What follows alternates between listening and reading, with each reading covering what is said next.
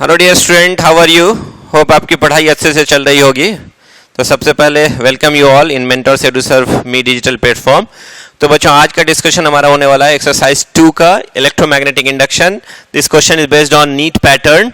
तो आप बना करके आए होंगे होप, तो आपको ज्यादा से ज्यादा फायदा मिलेगा। तो चलिए बच्चों, चलते हैं हम लोग पहले क्वेश्चन पे। देखा जाए क्वेश्चन नंबर 1। क्वेश्चन नंबर 1 में क्या बोल रहा है? एक coil of area 100 centimetre square having 50 turns is perpendicular to the magnetic field of intensity 0.02 Weber per meter square. The resistance of the coil is 2 ohm. If it is removed in 1 second from the magnetic field, how much induced charge flows through it? तो बच्चों, your options is 5 coulomb, second option is 0.5 coulomb, third option is 0.05 coulomb and fourth option is 0.005 coulomb. तो बच्चों, आपसे question में क्या पूछा गया, ध्यान से देखेंगे कि मान लीजिए कि यहाँ पे एक आउटवर्ड मैग्नेटिक फील्ड है और इस आउटवर्ड मैग्नेटिक फील्ड का स्ट्रेंथ दिया हुआ है। तो यहाँ पे जो आउटवर्ड मैग्नेटिक फील्ड है बच्चों, उसका स्ट्रेंथ दिया हुआ है and the strength of outward magnetic field is how much? That is 0.02 weber per metre square. This is the magnitude of magnetic field. इसके अंदर आपने एक कॉइल को रखा, एक कॉइल को हमने यहाँ पे रखा, let it be a coil, और इस कॉइल का एरिया दिया हुआ है। The area of the coil is given hair and the area of the coil is equal to how much? Then the area of the coil is 100 centimeter square.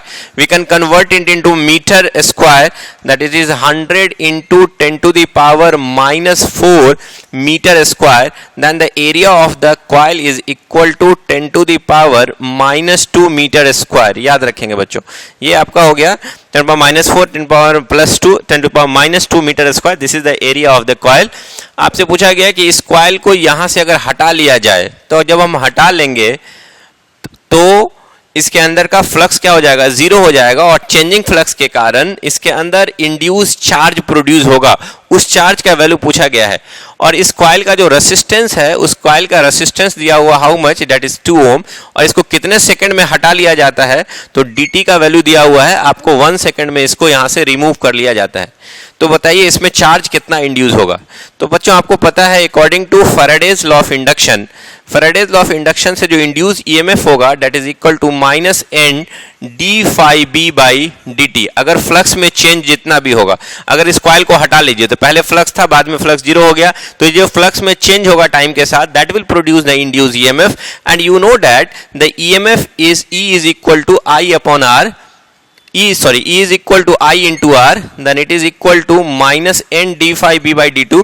हम थोड़ा आगे बढ़ते जाते हैं बच्चों। then इंड्यूस करंट का value कितना हो जाएगा? then induce current is equal to minus n by R and this is d phi b by dt, है ना। And this current is called what? That is induce current. और induce current और charge में relation क्या होगा? तो I बराबर हम लिखते हैं बच्चों dq by dt। Then dq by dt is equal to what? That is minus n by r and this is d phi b by dt।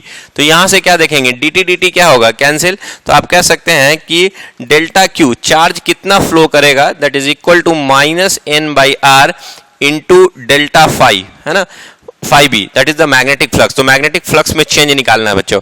तो आप क्या लिखेंगे यहाँ पे? That delta Q is equal to minus N by R, बढ़ते चले जाएंगे, and this phi B is what? That is final minus initial flux. तो इनिशियली तो आपके पास जा रहा था, मैग्नेटिक फील्ड में रखा हुआ था, फिर उसके बाद हटा दिया जाता है, तो इनिशियल फ्लक्स जो होगा वो कितना होगा? तो अगर वो निकालना है बच्चों, तो आप क्या देखेंगे? That is D Q is equal to minus N by R, ध्यान से चलेंगे, है ना।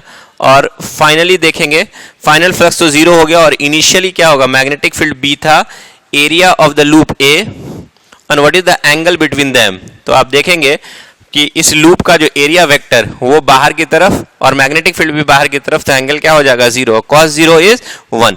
तो what you will see here, तो आपको ये माइनस माइनस क्या हो जाएगा? प्लस हो जाएगा। देन चार्ज का जो वैल्यू हो जाएगा, चार्ज जो फ्लो करेगा, induce charge, that is n upon r, ध्यान से देखेंगे बच्चों, है ना, एंड b इंटू ए, है ना, that is n b a upon r, है ना यहाँ पे।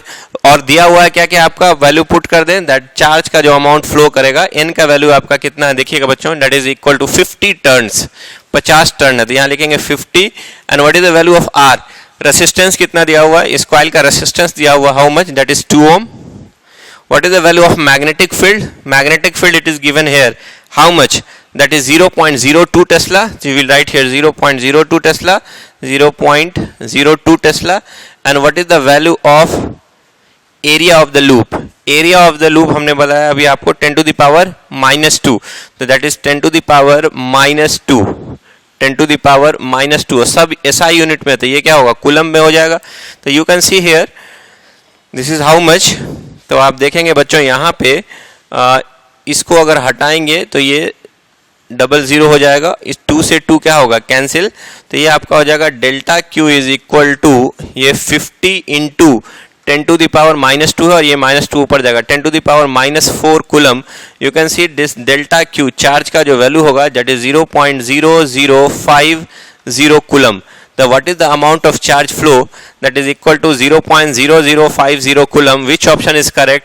तो बच्चों देख सकते हैं option number 4 is the correct answer for this question. तो you can note it down. आप इसको नोट कर सकते हैं.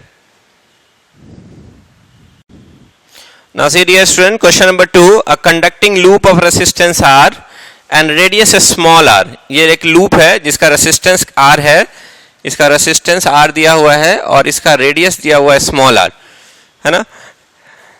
Has its center at the origin of the coordinate system in a magnetic field B, magnetic induction B axis दिया हुआ है ना. When it is rotated about y, this is x axis and this is y axis, and y axis जो है वो 90 degree पे x के, और जब इसको रोटेट किया जा रहा है तो पूछा गया कि induce charge in the coil is proportional to. जब इसको रोटेट करेंगे तो बताइए what is the induce charge and if it is the magnetic field here. किसी मैग्नेटिक फील्ड में अगर आपने रख दिया किसी लूप को और उसको जब रोटेट करेंगे तो पूछा गया कि इसके अंदर जो इंड्यूस चार्ज होगा वो किस बात पर डिपेंड करेगा. Induce charge is directly proportional to, first option is magnetic field, second option is resistance, third option is small r square that is radius का square, and fourth option is both 1 and 3 that is b and r square. तो बच्चों देखेंगे यहाँ पे कि चूंकि जब इस लूप को रोटेट करेंगे, अभी मान लीजिए फ्लक्स इसके अंदर मैक्सिमम जा रहा है और जैसे आप इसको रोटेट करेंगे तो फ्लक्स क्या होगा? इसका चेंज करेगा. Then changing magnetic flux will produce an induce EMF, और इस इंड्यूस ईएमएफ के वजह से उस लूप में एक करंट होगा. That current is induce current and that induce current I is equal to dq upon dt, और सॉल्व करके हम लोग निकाल देंगे. देखा जाए बच्चों अभी जस्ट हमने किया था क्वेश्चन नंबर 1 में, वैसे ही लिखते हैं हम लोग. According to Faraday's law of induction, जो ईएमएफ इंड्यूस होगा that EMF induce is equal to minus N D phi B by D t, and that is equal to I into R, है ना. Then induce current is equal to minus N by R D phi B by D t, और this is called induce current. और induce current को हम लोग लिख सकते हैं वो that is delta Q upon delta T is equal to minus n by r, and this is d phi b by dt. तो dt से dt क्या होगा बच्चों? कैंसिल हो जाएगा. Then you can see that induced charge delta q is r is equal to minus n by r into delta phi b. तो आप ध्यान से देखेंगे बच्चों, this induced charge किस बातों पे डिपेंड किया? तो आप देखते हैं कि delta q is inversely proportional to the resistance. Resistance पे इनवर्सली प्रोपोर्शनल हुआ, and this delta q is directly proportional to the change in magnetic flux. change in magnetic flux, and change in magnetic flux के बारे में क्या लिखेंगे बच्चों?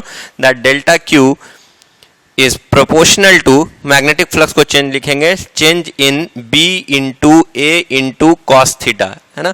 यहाँ पे देखिए बच्चों मैग्नेटिक फ्लक्स को क्या लिखेंगे? ba cos theta. तो मतलब किस पे डिपेंड करेगा? दैट मैग्नेटिक फील्ड के डायरेक्टली प्रोपोर्शनल होगा. You can see that delta q is proportional to magnetic field, and this also delta q is proportional to this delta q is also proportional to area, and what is area? तो that delta q is proportional to area हो जाएगा pi r square, मतलब r square. Area of the loop कितना हो जाएगा? That is यहाँ पे pi into small r square. That delta q is also proportional to r square. तो आप देखते चले जाइए बच्चों किसका किसका डायरेक्टली प्रोपोर्शनल पूछा गया है. तो ये b के डायरेक्टली प्रोपोर्शनल जो यहाँ दिख रहा है, तो आपका ये वाला जो होगा b के डायरेक्टली प्रोपोर्शनल सही हो जाएगा. सेकंड आ जाइए r के डायरेक्टली प्रोपोर्शनल नहीं होगा. ये r का कैसा है बच्चों? रेसिस्टेंस के इनवर्सली प्रोपोर्शनल है, तो ये आपका गलत हो जाएगा, क्योंकि यहाँ पे जो डेल्टा q होगा that is inversely proportional to r होगा, है ना। यहाँ पे डायरेक्टली प्रोपोर्शनल टू आर हो गया। और थर्ड में देखेंगे कि रेडियस पे कैसे डिपेंड करेगा, तो आपने देखा डेल्टा क्यू चार्ज जो होगा वो directly proportional to R square होगा, मतलब ये भी सही हो जाएगा। तो फोर्थ ऑप्शन में क्या है 1 and 3, क्योंकि 1 भी सही है और 3 भी सही है, तो आप क्या ऑप्शन मारेंगे, option number 4 is the correct answer for this question, because delta Q is directly proportional to magnetic field and also it is directly proportional to the square of radius, thus your answer number 4 is the correct answer. You can note it down. Now, dear student, question number 3rd. Some magnetic flux change from a coil of resistance 10 ohm. As a result, an induced current is developed in it, which varies with the time as shown in the figure.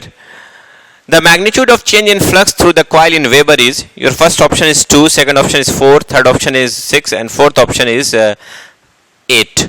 तो बच्चों देखेंगे यहाँ पे current versus time का graph दिया गया है किसी कॉइल के थ्रू जो मैग्नेटिक फ्लक्स चेंज हो रहा है, जिसकी वजह से इंड्यूस करंट प्रोड्यूस हो रहा है, and what induce current time के साथ वेरिएशन दिखाए गए हैं, और आपसे पूछा है कि फ्लक्स कितना चेंज करेगा।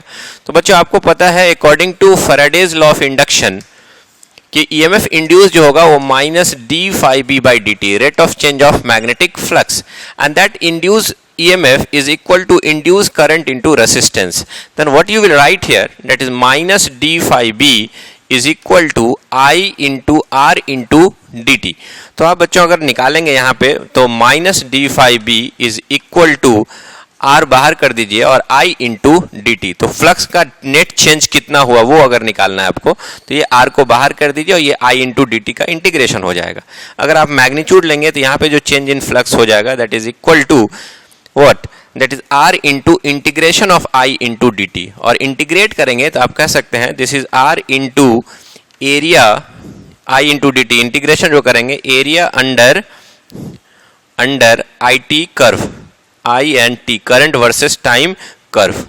तो यहाँ पे व्हाट इज द एरिया हो जाएगा, तो रेसिस्टेंस R हो गया, and what is the area, तो एरिया लेंगे दैट इज हाफ, है ना, बेस इंटू हाइट, तो यहाँ से यहाँ बेस हो जाएगा 0.1 सेकेंड और हाइट में क्या आ जाएगा करंट दैट इज 4 एम्पियर, और आर के जगह पे क्या लिखेंगे, गिवन है बच्चों what is the value of resistance, the resistance is equal to 10 ohm, तो 10 ओम कर दीजिए, तो इतना फ्लक्स वेबर जनरेट होगा। तो इसको सॉल्व कर लें बच्चों, तो ये कितना आ जाएगा देखिएगा, इसको कट कीजिएगा, ये 2 हो जाएगा और 0.2 into 10 that is equal to 2 weber. तो what is the change in magnetic flux that is equal to the 2 weber आ जाएगा बच्चों, ध्यान से देख लीजिएगा, 2 to the 4 0.2 into 10 that is 2 weber. Which option is correct, option number first is the correct answer for this question. तो you can note it down, आप इसको नोट कर सकते हैं। Now see dear student, question number 4, a rectangular coil is placed in a region having a uniform magnetic field perpendicular to the plane of the coil, and EMF will not induce, याद रखिएगा, and EMF will not induce in the coil if, तो पहले बच्चों figure बना लेते हैं। यहाँ पे देखिएगा, मान लीजिए ये आउटवर्ड मैग्नेटिक फील्ड है, this is the outward magnetic field, this is the outward magnetic field, और इसके अंदर एक कॉइल रख लीजिए, this is the coil, this is the rectangular coil, है ना। तो पूछा है कि इसके अंदर ईएमएफ इंड्यूस कब नहीं होगा। तो बच्चों ये बताइए, अगर इस कॉइल का एरिया ए है और ये मैग्नेटिक फील्ड बी में रखा हुआ है, तो इनिशियली तो इसके पास फ्लक्स होगा, इनिशियल फ्लक्स कितना होगा दैट इज बी इंटू ए, और कॉस थीटा, मैग्नेटिक फील्ड बाहर की तरफ, एरिया वेक्टर भी बाहर की तरफ, that is 0, that is initial flux is equal to how much, that is B into A. अब बच्चों आप ध्यान से देखेंगे, पूछा कि इसके अंदर से ईएमएफ इंड्यूस कब नहीं होगा। तो according to Faraday's law of induction, Faraday's law of induction कहता है कि ईएमएफ जो इंड्यूस होगा that is minus N D phi B by D T. तो जब जब फ्लक्स का चेंज होगा, जब जब फ्लक्स का चेंज होगा, इसके अंदर इंड्यूस ईएमएफ प्रोड्यूस होगा, एंड दैट इंड्यूस ईएमएफ को आप ऐसे भी लिख सकते हो बच्चों, दैट इज माइनस एन, और डी फाई बी को लिख सकते हैं B into A into cos theta divided by D T. तो आप क्या देखेंगे बच्चों, ध्यान से देखिए कि ईएमएफ इंड्यूस कब कब हो सकता है। अगर मैग्नेटिक फील्ड में चेंज हो तब ईएमएफ फ्लक्स चेंज करेगा, ईएमएफ प्रोड्यूस होगा। एरिया ऑफ द लूप में चेंज हो तब भी आपका एरिया टाइम के साथ अगर चेंज करेगा तो फ्लक्स चेंज होगा, फ्लक्स चेंज करेगा तो ईएमएफ इंड्यूस होगा। तीसरा क्या देखते हैं, अगर एंगल में चेंज हो, अगर आप मैग्नेटिक फील्ड और एरिया वेक्टर के बीच का अगर एंगल टाइम के साथ चेंज हो रहा है तब भी फ्लक्स इंड्यूस होगा।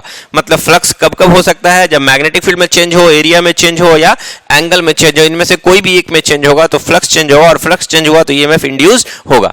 तो पहला बोल रहा है कि इसमें से कब इंड्यूस नहीं करेगा, तो पहला ऑप्शन है मैग्नेटिक फील्ड डिक्रीजेज यूनिफॉर्मली। अगर मैग्नेटिक फील्ड को बच्चों घटा दे, तो अगर मैग्नेटिक फील्ड का स्ट्रेंथ घट रहा है, अगर लाइंस जो है कम कर दे, तो मैग्नेटिक फील्ड अगर घटेगा बच्चों तो विद फ्लक्स चेंज करेगा, और फ्लक्स चेंज किया तो ईएमएफ इंड्यूस होगा। इसका मतलब अगर मैग्नेटिक फील्ड चेंज करेंगे तो flux induce magnetic EMF induce होना ही है।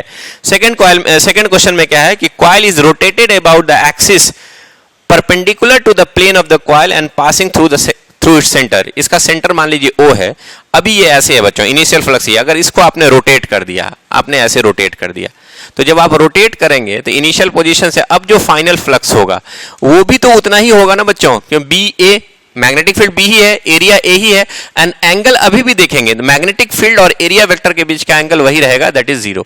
तो आप कितना हो जाएगा, दैट इज बी इंटू ए। तो आप क्या देखेंगे, जो इनिशियल फ्लक्स था वही उसका फाइनल फ्लक्स है।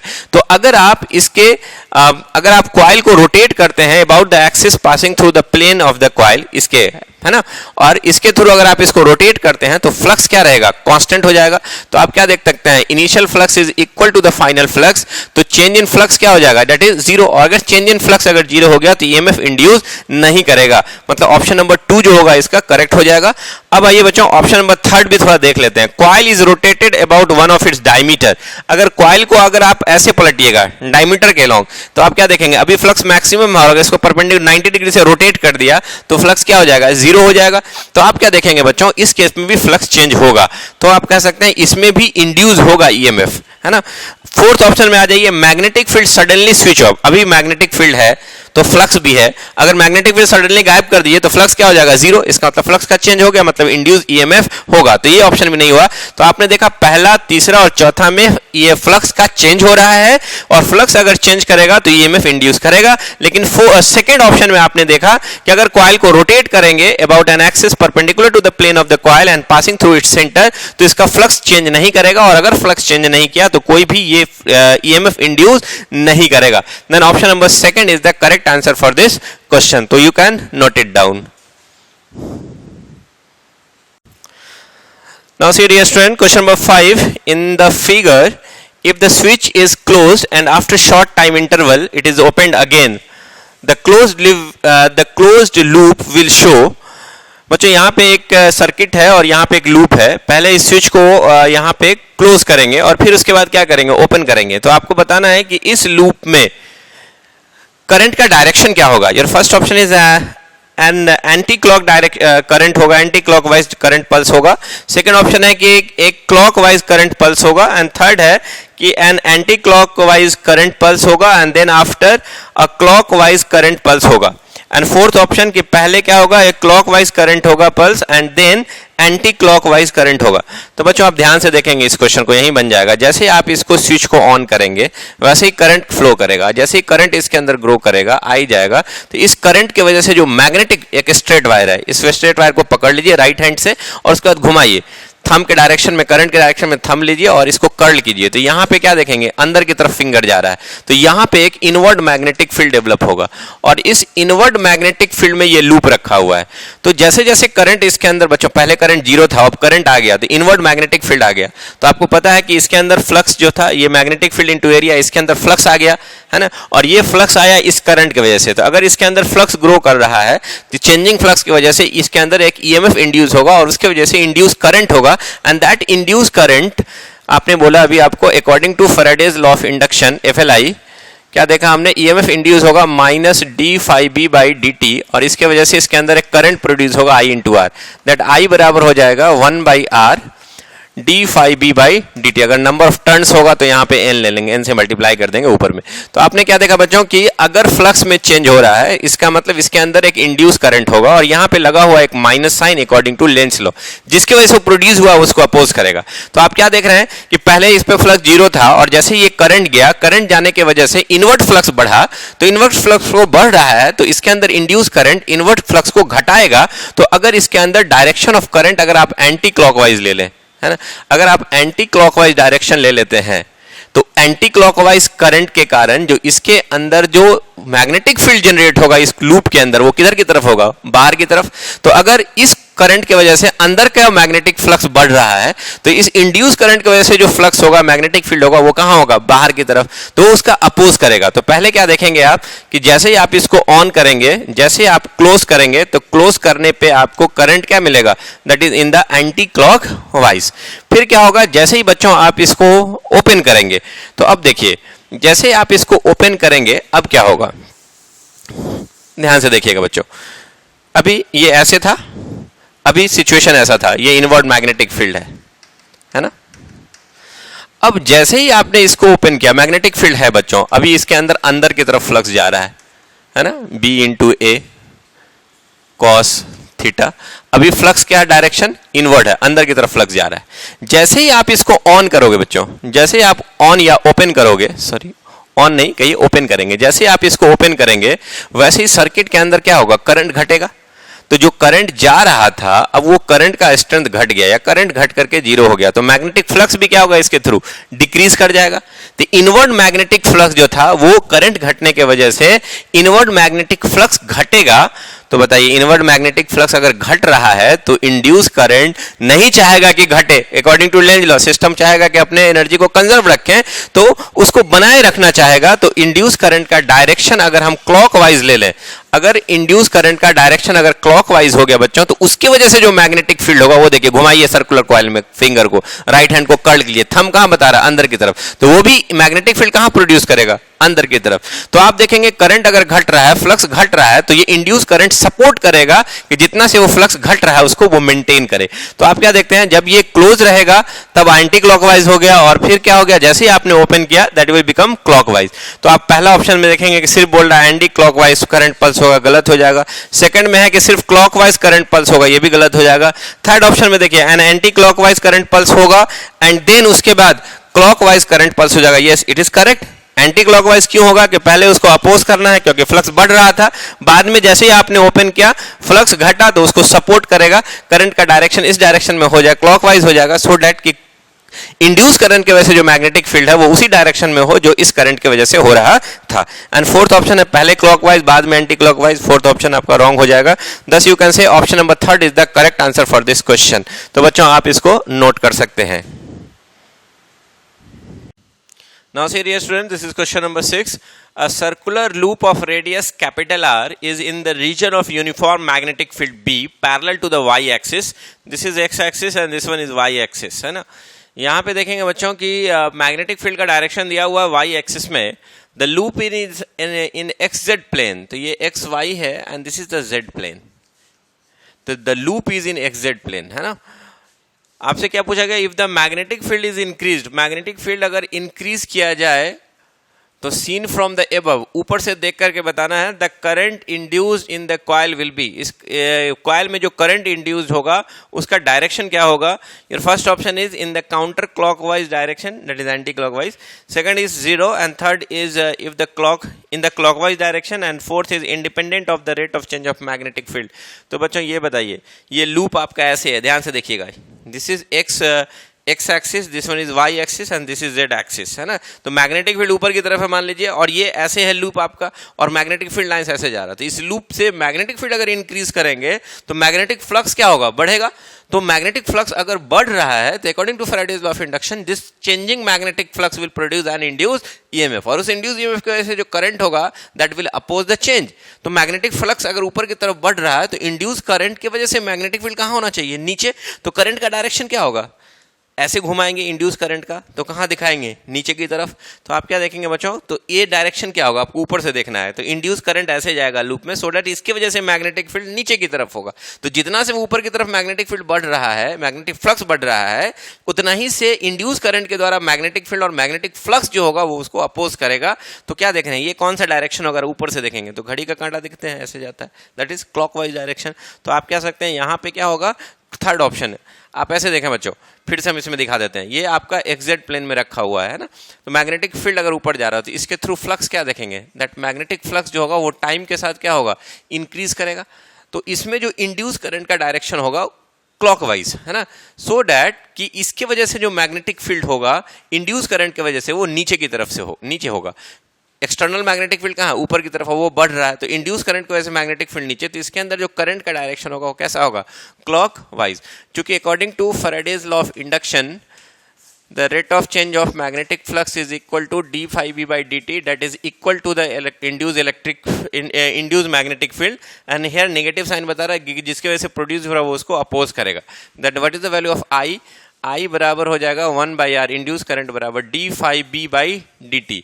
आप थोड़ा ध्यान से देखेंगे बच्चों, this I is equal to -1 by r, और अगर b area of cross section cos theta को बाहर रख लीजिए, वो चेंज नहीं कर रहा है, dB by dt। तो आप ऑप्शन को भी ध्यान में रखेंगे कि मैग्नेटिक फील्ड यहाँ टाइम के साथ चेंज कर रहा है तो इंड्यूस करंट तो प्रोड्यूस होगा ही। तो इस पहले वाले ऑप्शन में है in the counter clockwise direction, that is anti clockwise, that is wrong option. Second option zero है, जीरो तो नहीं होगा बच्चों, क्योंकि फ्लक्स चेंज कर रहा है, मैग्नेटिक फील्ड चेंज कर रहा है तो फ्लक्स चेंज करेगा, फ्लक्स चेंज करेगा तो इंड्यूस ईएमएफ प्रोड्यूस होगा, इसलिए ये जीरो ऑप्शन भी गलत हो जाएगा। थर्ड ऑप्शन मैंने ऑलरेडी पहले ही बता दिया क्लॉकवाइज डायरेक्शन में, सो दैट उसका वो अपोज करेगा, तो क्लॉकवाइज डायरेक्शन लेंगे तो इंड्यूस मैग्नेटिक फील्ड इसके अपोजिट डायरेक्शन में होगा। एक्सटर्नल बढ़ाएगा तो इंड्यूस करंट के द्वारा जो मैग्नेटिक फील्ड होगा वो उसको घटाएगा, क्योंकि वो नहीं, according to Lenz law energy को कंजर्व रखना है। एंड फोर्थ ऑप्शन है कि independent of rate of change of magnetic field, तो गलत हो जाएगा बच्चों। यहाँ पे देखिए, अगर rate of change of magnetic field करेंगे इस लूप में तो इंड्यूस करंट तो प्रोड्यूस होगा ही, तो उससे इंडिपेंडेंट कहाँ हुआ, डिपेंड करेगा। तो चलिए बच्चों इसका क्या देखेंगे हम लोग, option number third is the correct answer. Now see dear student, this is question number 7। The two loops shown in the figure have their planes parallel to each other। एक लूप है, इसके सामने एक दूसरा लूप है और ये बीच में एक्सिस पास किया है। A clockwise current flows in the loop x as viewed from x towards y। x के साइड से खड़े हो जाइए और y की तरफ देखिए, इस लूप पे क्लॉकवाइज करंट जा रहा है। फिर आपसे पूछा गया है the two coils repel each other, और ये एक दूसरे को रिपेल भी कर रहा है। If the current in the loop axis, ये रिपेल एक दूसरे को कर रहा है, उस समय एक्स में जो करंट दे रहे हैं वो करंट क्या होगा, इंक्रीज करेगा, डिक्रीज करेगा, या कांस्टेंट रहेगा, या बोथ। फोर्थ ऑप्शन है बोथ 1 and 2, मतलब इंक्रीजिंग डिक्रीजिंग दोनों केस में वो एक दूसरे को रिपेल करेगा। तो बच्चों बड़ा इंटरेस्टिंग क्वेश्चन है, यहां ध्यान से देखेंगे। ये एक लूप है, दूसरा लूप है, इस लूप में करंट आपका क्लॉकवाइज है, लाइक दिस, है ना। तो अगर ये क्लॉकवाइज करंट है तो मैग्नेटिक फील्ड लाइंस अगर निकालेंगे तो इधर की तरफ जाएगा, तो आप क्या देखेंगे कि इसका जो मैग्नेटिक फील्ड लाइंस है वो इधर तरफ जाएगा, है ना। तो क्या देख रहे हैं, ये जो मैग्नेटिक फील्ड लाइंस है वो इधर से इधर जा रहा है। मान लीजिए ये नॉर्थ पोल है तो ये कैसा बिहेव करेगा, ये वाला इस साइड साउथ पोल। और बच्चों अगर वो रिपेल कर रहा है तो ध्यान रखिएगा, इसका मतलब ये साउथ पोल होगा और ये नॉर्थ पोल होगा। इसका मतलब इस करंट के वजह से जो इसमें करंट होगा उसके द्वारा जो मैग्नेटिक फील्ड होगा वो उसके एंटी क्लॉकवाइज डायरेक्शन में होगा, है ना। क्योंकि करंट अगर आप इंक्रीज करते हैं इस वाले में, तो इस कॉइल में अगर करंट इंक्रीज करते हैं तो पहले वाले का मैग्नेटिक फील्ड इंक्रीज करेगा, तो इस वाले का फ्लक्स जो होगा वो इंक्रीज करेगा। तो ये जो मैग्नेटिक फील्ड लाइंस है वही दूसरे वाले में पास करेगा, तो दूसरे वाले में जो फ्लक्स होगा वो पहले वाले का मैग्नेटिक फील्ड इंटू दूसरे वाले का एरिया, है ना, इंटू कॉस थीटा। तो यहां पे ध्यान देखेंगे, ये मैग्नेटिक फील्ड B1 किस पे डिपेंड करेगा, I1। तो अगर आप करंट इसमें इंक्रीज करते हैं बच्चों, तो जब आप इसमें करंट इंक्रीज करेंगे तो इसका मैग्नेटिक फील्ड लाइंस बढ़ेगा, और मैग्नेटिक फील्ड लाइंस अगर बढ़ेगा तो सेकेंड वाले के थ्रू फ्लक्स क्या होगा, वो भी इंक्रीज करेगा। और बच्चों अगर फ्लक्स इंक्रीज करता है तो इंड्यूस करंट उसके क्या करेगा, डिक्रीज कराएगा। तो करंट का डायरेक्शन अगर इसमें क्लॉकवाइज है तो मैग्नेटिक फील्ड लाइंस इधर की तरफ है, तो उसमें क्या होगा, उसके एंटी क्लॉकवाइज होगा। सो डैट वो उसको क्या कर देगा, मैग्नेटिक फील्ड लाइंस इसका इधर होगा। तो इस वाले में इंड्यूस करंट के वजह से, जो ये इंड्यूस करंट के वजह से एंटी क्लॉकवाइज है, तो ये नॉर्थ पोल होगा, ये मैग्नेटिक फील्ड लाइंस इधर की तरफ प्रोड्यूस होगा। तो आप क्या देखेंगे कि चूंकि इसका करंट बढ़ाने से इसका फ्लक्स इसके थ्रू बढ़ रहा था, तो इंड्यूस करंट उस फ्लक्स को घटाएगा। तो इधर ये नॉर्थ पोल और इधर ये साउथ पोल, ये साउथ साउथ एक दूसरे को क्या करेगा, रिपेल करेगा, क्योंकि लेंज लॉ कहता है कि जिसकी वजह से प्रोड्यूस हुआ वो उसको अपोज करेगा। तो आप कह सकते हैं बच्चों, करंट इंक्रीज करेंगे तो फ्लक्स बढ़ेगा, और ये फ्लक्स को घटाने के लिए induce current anti clockwise direction में होगा, और क्या देखेंगे बच्चों कि वो उसको क्या कर देगा, अपोज करेगा। अब आते बच्चों सेकंड ऑप्शन पे, अगर करंट घटता, तो अगर ये क्लॉकवाइज है, करंट घटता, तो इसके थ्रू जो मैग्नेटिक फील्ड लाइन है वो घटता, तो वही फील्ड लाइन दूसरे लूप से जाता, तो वो फ्लक्स बनाता दूसरे लूप में, तो वो फ्लक्स भी घट जाता, क्योंकि वो फ्लक्स उस लूप में जो मैग्नेटिक फील्ड तो इसके द्वारा प्रोड्यूस है। तो आप क्या देखते हैं कि दूसरे वाले लूप में अगर फ्लक्स घट रहा है, क्योंकि फर्स्ट वाले में करंट घटा, फर्स्ट वाले में फ्लक्स घटा, तो सेकंड वाले में जो फ्लक्स होगा वो घटेगा। तो मैग्नेटिक फील्ड फर्स्ट वाले में घट रहा है, तो सेकंड वाले में मैग्नेटिक फ्लक्स घटेगा, और फ्लक्स घटेगा तो अकॉर्डिंग टू लेंज लॉ वो एक ईएमएफ इंड्यूस करेगा, इंड्यूस करंट बनाएगा, और वो उसको सपोर्ट अपोज करेगा। तो अगर घट रहा है तो उसको बढ़ाएगा, तो उसमें भी मैग्नेटिक फील्ड का डायरेक्शन क्या होगा, उधर ही हो जाएगा, इधर की तरफ। अगर ये करंट को घटाएंगे तो दोनों में मैग्नेटिक फील्ड का डायरेक्शन क्या हो जाएगा, सेम हो जाएगा। तो अगर ये नॉर्थ है साउथ है, तो फिर ये नॉर्थ हो जाएगा और ये साउथ, और नॉर्थ साउथ एक दूसरे को क्या कर लेगा, अट्रैक्ट कर लेगा। तो बच्चों अगर डिक्रीज करेंगे तो अट्रैक्शन हो जाएगा, अगर आप डिक्रीज करेंगे तो अट्रैक्शन होगा, और अगर इंक्रीज करेंगे तो रिपल्सन होगा, रिपेल करेगा। कांस्टेंट करेंगे तो फ्लक्स का चेंज ही नहीं होगा, और फ्लक्स का चेंज अगर नहीं हुआ तो बच्चों इसमें इंड्यूस ईएमएफ इंड्यूस करंट ही नहीं इसमें प्रोड्यूस होगा, तो इसमें अट्रैक्शन और रिपल्सन की बात ही नहीं करेंगे। ऑप्शन नंबर 4 भी गलत हो जाएगा, ऑप्शन नंबर 2 भी गलत हो जाएगा। तो आप क्या देखेंगे, अगर करंट को इंक्रीज करते हैं बच्चों, तभी वो एक दूसरे को रिपेल करता है, क्योंकि सेम पोल डेवलप हो जाता है दोनों के बीच में। Then option number first is the correct answer for question number 7। Now see dear student, question number 8. Figure shows a horizontal solenoid connected to a battery and a switch. A copper ring is placed on a frictionless track, the axis of the ring being along the axis of the solenoid. As the switch is closed, the ring will. तो बच्चों यहाँ पे देखिए क्या है, ये एक solenoid है, ये बैटरी है, यहाँ पे एक स्विच है, ये बैटरी है जिसका ईएमएफ कुछ होगा, ये आपका एक सोलिनॉइड है, और ये रिंग है। ध्यान से देखेंगे, एक्चुअली रिंग को ऐसे रखें, रिंग का एक्सिस और सोलिनॉइड का एक्सिस क्या हो, सेम हो, लाइक दिस, नीचे की तरफ कर दिया हमने। अब क्या देखेंगे, क्वेश्चन में है कि जैसे ही इस स्विच को क्लोज करते हैं, तो जैसे ही आप स्विच को क्लोज करते हैं तो वो रिंग क्या होगा, ये फ्रिक्शनलेस सरफेस है, remains stationary, move towards the solenoid, move away from the solenoid. Fourth option है मूव टुवर्ड्स द सोलिनॉइड और away from the solenoid depending on the terminal that is positive और negative of the battery is connected to the left end of the solenoid. मतलब पहले option में है कि ये रुका हुआ रहेगा जैसे आप इसको क्लोज करेंगे, सेकंड ऑप्शन में मूव करेगा टुवर्ड द सोलिनॉइड, अपनी तरफ इसको खींचेगा, अट्रैक्ट कर लेगा। थर्ड में है कि move away from the solenoid, solenoid जो उस रिंग को क्या करेगा, रिपेल करेगा। एंड फोर्थ ऑप्शन में है कि ये नजदीक आएगा या दूर जाएगा, that depends on the terminal potential, मतलब बैटरी को रिवर्स कर देंगे तो उस पर मतलब अट्रैक्शन और रिपल्सन चेंज हो जाएगा, लाइक दिस।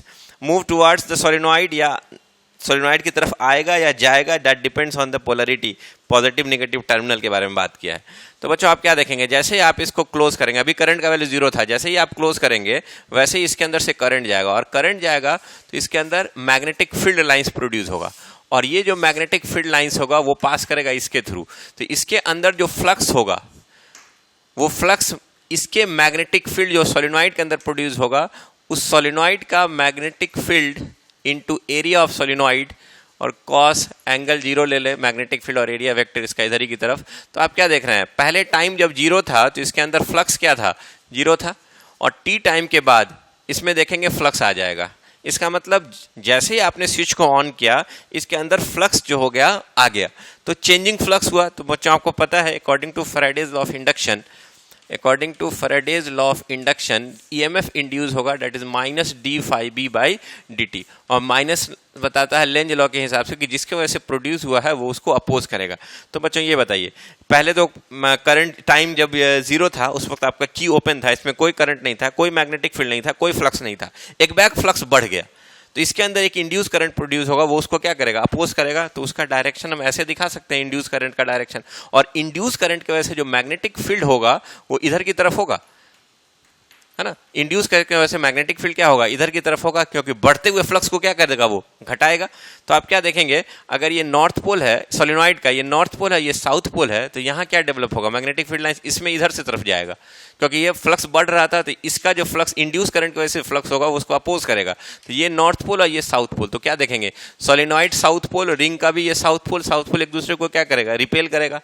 तो आप क्या कह सकते हैं कि पहला ऑप्शन है कि रिमेन स्टेशनरी, स्टेशनरी तो रहेगा नहीं बच्चों, मूव तो करना है।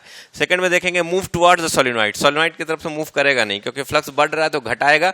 तो पोलरिटी यहां देख रहे हैं कि दोनों साउथ पोल की तरह बिहेव कर रहा है, तो एक दूसरे को रिपेल करेगा, अट्रैक्ट तो करेगा नहीं। थर्ड ऑप्शन में देखेंगे move away from the solenoid, solenoid से दूर भागेगा, यस साउथ साउथ बिहेव करेगा तो इसको क्या करेगा, भगाएगा। That is third option is the correct. Fourth option में क्या बच्चों देखेंगे, that is important. Fourth option में कह रहा है मूव टुवर्ड द सोलिनॉइड या away from the solenoid that depend on the terminal, positive और नेगेटिव जो है ले रहे हैं, बैटरी का कनेक्ट कर रहे हैं left end of the solenoid, उस पर डिपेंड करता है। तो बच्चों चलिए अभी यहाँ पे क्या देखा आपने, प्लस लिया था, यहाँ माइनस लिया था। अगर आप थोड़ी देर के लिए फिर से इस फिगर को कंसिडर कीजिए, तो आप क्या देखेंगे, अगर हम पोलरिटी रिवर्स कर दें तो मुझे क्या मिलने वाला है, दिस इज द रिंग। तो यहां देखेंगे अगर हम पोलरिटी रिवर्स कर दिए, की को ऑन किए, करंट का डायरेक्शन इधर हो गया, तो सोलिनॉइड में जो मैग्नेटिक फील्ड लाइंस होगा वो इधर की तरफ होगा, और यही मैग्नेटिक फील्ड लाइंस कहां से पास कर जाएगा, इसके थ्रू से। तो आप क्या देख रहे हैं कि अब ये नॉर्थ पोल होगा और ये क्या होगा, साउथ पोल। तो करंट पहले जीरो था, करंट जैसे ही इसके अंदर आया इधर फ्लक्स आ गया, तो ये जो फ्लक्स जो बढ़ा इधर की तरफ, तो इसके अंदर जो इंड्यूस करंट होगा उसका डायरेक्शन पलट जाएगा, और उसकी वजह से जो मैग्नेटिक फील्ड होगा वो इधर की तरफ आ जाएगा, सो डैट कि इधर की तरफ जो मैग्नेटिक फील्ड, मैग्नेटिक फ्लक्स आ गया था इसके वजह से, तो इसके वजह से इंड्यूस करंट की वजह से जो मैग्नेटिक फील्ड और मैग्नेटिक फ्लक्स होगा उसका अपोज करेगा। तो ये नॉर्थ पोल हो जाएगा, ये क्या हो जाएगा, साउथ पोल। तो यहाँ पे फिर देखेंगे ये नॉर्थ नॉर्थ एक दूसरे को क्या करेगा, तो रिपेल करेगा। तो यहाँ पे दिया हुआ था move toward the solenoid away, यहाँ पे दिया हुआ था move toward the solenoid, solenoid की तरफ आएगा या अवे जाएगा, ये डिपेंड करता है कि पॉजिटिव नेगेटिव टर्मिनल को चेंज कर दिए। तो बच्चों हमने क्या देखा, यहाँ प्लस ये माइनस लिया तब भी रिपेल कर रहा था, दूरी जा रहा था, मूव अवे कर रहा था। अगर हमने पोलरिटी चेंज कर दिया, इधर माइनस इधर प्लस कर दिया, तब भी क्या कर रहा है, वो रिपेल ही कर रहा है। तो नजदीक आने का तो सवाल ही नहीं है। तो यहाँ देखिए कह रहा है कि moves towards the solenoid, solenoid की तरफ आएगा नहीं, पोलरिटी चेंज भी कर देगा तो सोलिनॉइड को हर हमेशा क्या करेगा, अपने से दूर करेगा। तो आप देख लीजिए option number third, option number third में क्या है, move away from the solenoid whatever the polarity of the battery. चलिए बच्चों option number third is the correct answer. Now see dear student, this is question number 9। Two identical conductor P and Q placed on a two frictionless rails R and S. If R and S in a uniform magnetic field directed into the plane, जैसा आप देख पा रहे हैं यहाँ पे, if P is moved in the direction shown in the figure, ये दोनों देखिएगा मूवेबल है P और Q। अगर P को इधर की तरफ V वेलोसिटी से खींचे, कांस्टेंट स्पीड से खींचे, तो पूछा कि Q का क्या होगा, Q क्या करेगा। ये दोनों मूवेबल है, अगर P को खींचा जाए इधर की तरफ, और ये R और S जो वो फिक्स है, अगर आप P को इधर खींचेंगे तो ये जो फ्रिक्शनलेस सरफेस है, ये कंडक्टर, ये कंडक्टर, ये सब कंडक्टर है, तो ये वाला किधर मूव करेगा। पहला ऑप्शन है will be attract towards P, ये P की तरफ अट्रैक्ट होगा। सेकेंड ऑप्शन है will be repelled away from the P, ये P उसको रिपेल करेगा, जब P खींचेगा तो वो उधर जाएगा। एंड थर्ड है विल रिमेन स्टेशनरी, P को खींच लीजिए, Q अपनी ही जगह पे रहेगा। एंड फोर्थ ऑप्शन है मे बी रिपेल्ड और अट्रैक्ट टुवर्ड्स द P, मतलब P की तरफ वो अट्रैक्ट भी हो सकता है या रिपेल भी कर सकता है, मे बी। तो बच्चों यहाँ पे देखेंगे, आप जब इसको खींचोगे इधर की तरफ, तो अभी ये एक लूप है, इसके अंदर कुछ फ्लक्स होगा। जैसे ही आप इसको इधर की तरफ खींचोगे तो इसके अंदर फ्लक्स चेंज करेगा। And according to Faraday's law of induction, EMF जो इंड्यूस होगा that is equal to minus D phi B by D t.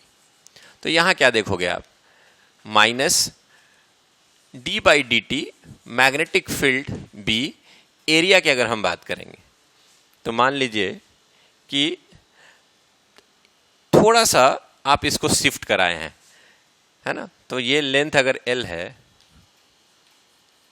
और अगर आपने इस रॉड को थोड़ा सा शिफ्ट करा यहाँ पे dx, तो ये हो जाएगा आपका L इंटू dx, है ना, और cos theta angle, magnetic field और एरिया वेक्टर बाहर और मैग्नेटिक फील्ड अंदर, cos 180 degree, that is -1 minus minus क्या हो जाएगा प्लस, तो ये आपका हो जाएगा E बराबर BL dx upon dt and dx upon dt is a speed that is BLV। हमने बोला था ना मोशनल EMF, लीजिए डिराइव भी हो गया मोशनल EMF।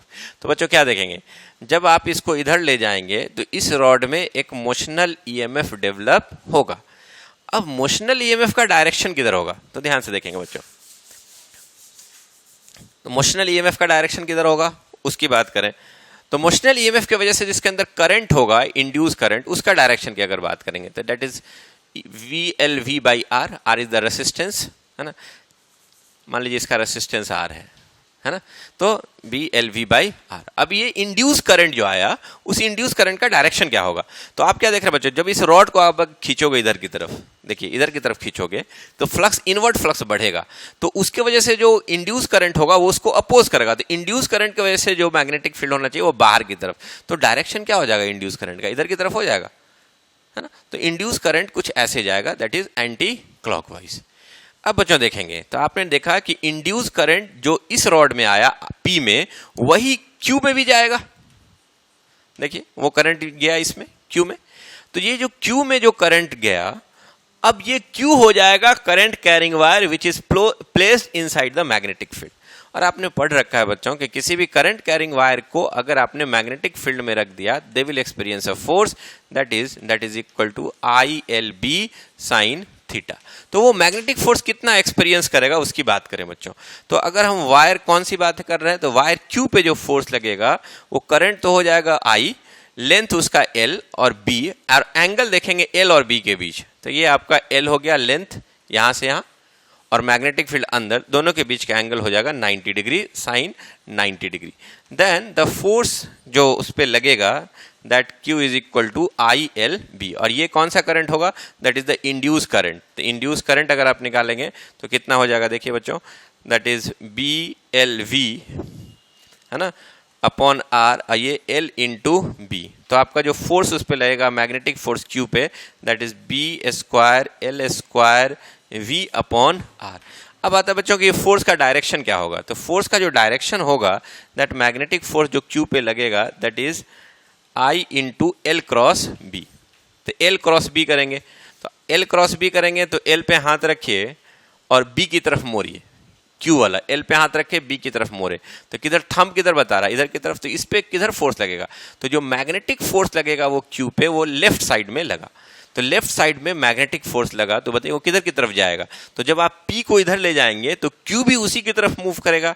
तो पहला ऑप्शन है will be attract towards P, तो यस, ये अगर P इधर जाएगा तो वो उसको क्या कर देगा, अट्रैक्ट करेगा। सेकेंड ऑप्शन में will be repelled away from Q, ये भी गलत हो जाएगा, ये भी रिपेल नहीं करेगा, है ना, अट्रैक्ट करेगा। विल रिमेन्स स्टेशनरी, रुकेगा तो नहीं बच्चों, क्योंकि मैग्नेटिक फोर्स लग रहा है, फ्रिक्शनलेस सरफेस है, मूव करेगा। फोर्थ ऑप्शन है मे बी रिपेल और अट्रैक्ट टुवर्ड्स, बच्चों मे बी नहीं, यहाँ पे मस्ट भी होगा, फ्रिक्शनलेस है, वो अगर खींचेंगे तो वो भी साथ में ही आएगा। तो which option is correct, attract और रिपेल दोनों कर रहा है, यहाँ पे सिर्फ क्या करेगा, अट्रैक्ट कर रहा है। तो which option is correct, option number first is the correct answer for question number 9। तो बच्चों आप इसको नोट कर सकते हैं।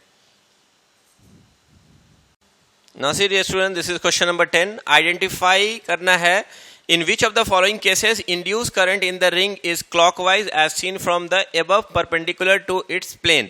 तो बच्चों ये एक ऊपर से देखना है, ये एक लूप है और ये बार मैग्नेट है, ऊपर से नीचे ला रहे हैं, ऊपर से आपको देखना है कि इस लूप में करंट कितना होगा।